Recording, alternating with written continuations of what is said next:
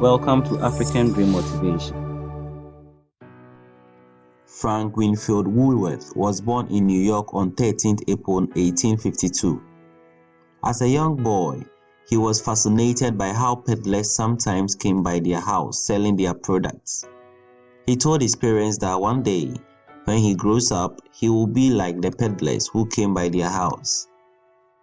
He finished his basic education at the age of 16 and was eager to work. He applied to quite a number of stores to be a sales boy, but he was denied the job.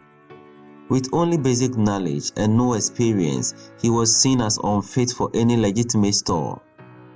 Having tried and failed to secure a job, he decided to further his education. Since he was so much interested in doing business, he enrolled in a business college for 2 terms in Watertown, New York City, after his mother gave him a loan.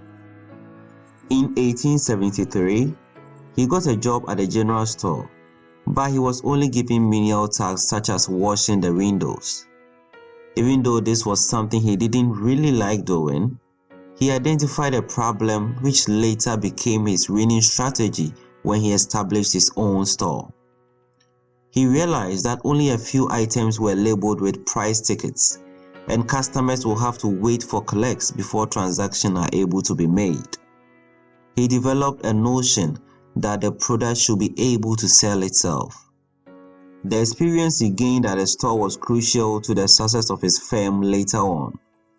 While working at the store, he jumped on an opportunity to sell a large surplus of goods and organize a store for himself. Even though it was a smart move, sales were disappointing. While dealing with his failure, his lovely mother passed on. It was indeed a time of grief. To deal with the pain, he threw himself at work even harder than he had ever done. No matter how hard he worked, his business went down and down until it collapsed. Irrespective of his downfall, he was always inspired by his late mother, who had told him countless number of times that he would be a rich man someday. These statements rang over and over in his head, making him put all his losses aside to begin again. He developed the famous trademark store, the 5 and 10 cent store. With a loan of $300, he opened the first 5-cent store in Utica, New York City on 22nd February 1979. And to his surprise, it failed again just within weeks. He didn't give up. He opened the second store in April 1879 in Lancaster, Pennsylvania. But this time round, the odds were together and success was his portion. His business was incorporated with 586 stores in 1911. The 5 and dime store became so popular and widely accepted at all corners due to his famous low-cost selection of merchandise. He was the first person to use service display cases so that customers get to know much about what they want to buy without the help of a salesperson.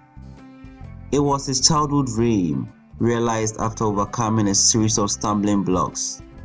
Whatever your dream is, if he was able to make it happen, you also can. Be inspired and never give up. Thanks for watching this video to the end.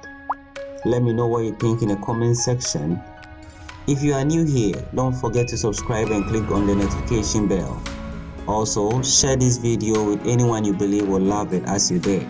Thanks again. See you in our next video. Until then, have a nice day.